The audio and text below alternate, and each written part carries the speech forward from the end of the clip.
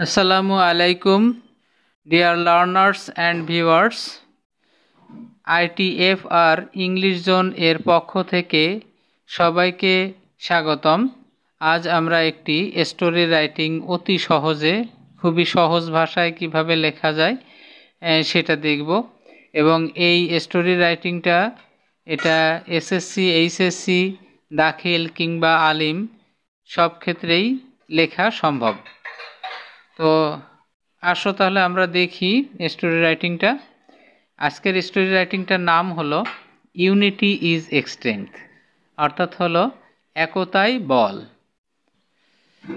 Once there was an old farmer in a village.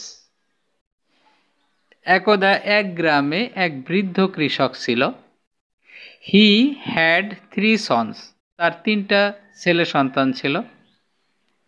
They always quarrelled among them, তারা নিজেদের মধ্যে সবসময় ঝগড়াঝাটি করত।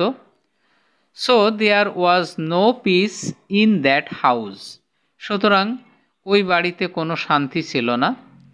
The old man worried about his sons, বৃদ্ধ লোকটি তার সন্তানদের নিয়ে খুবই উদ্বিগ্ন হলেন।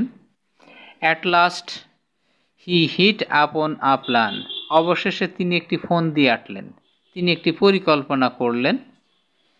হি কল্ড হিজ সন্স, তিনি তার পুত্রদের ডাকলেন। And asked them to bring a bundle of sticks, এবং তাদেরকে এক গোছা লাঠি আনতে বললেন।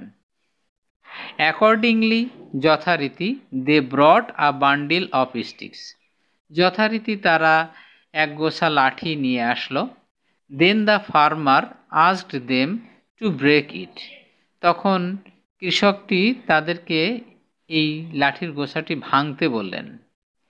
They tried one after another, তারা একের পর এক চেষ্টা করতে লাগলো।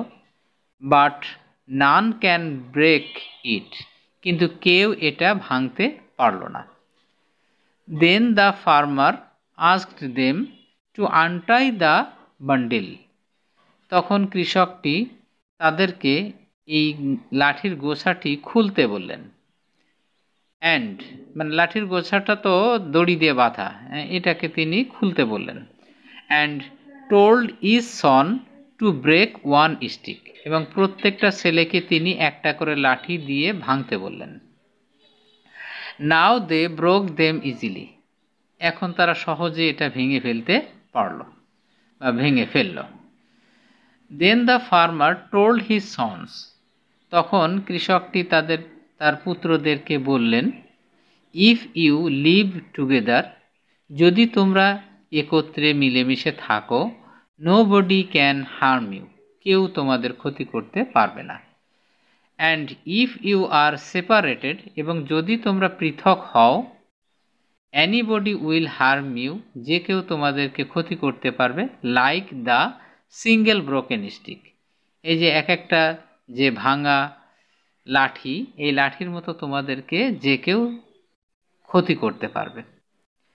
The sons realised his lesson, ছেলেরা তার যে শিক্ষাটা সেটা অনুধাবন করতে পারলো বা উপলব্ধি করতে পারলো।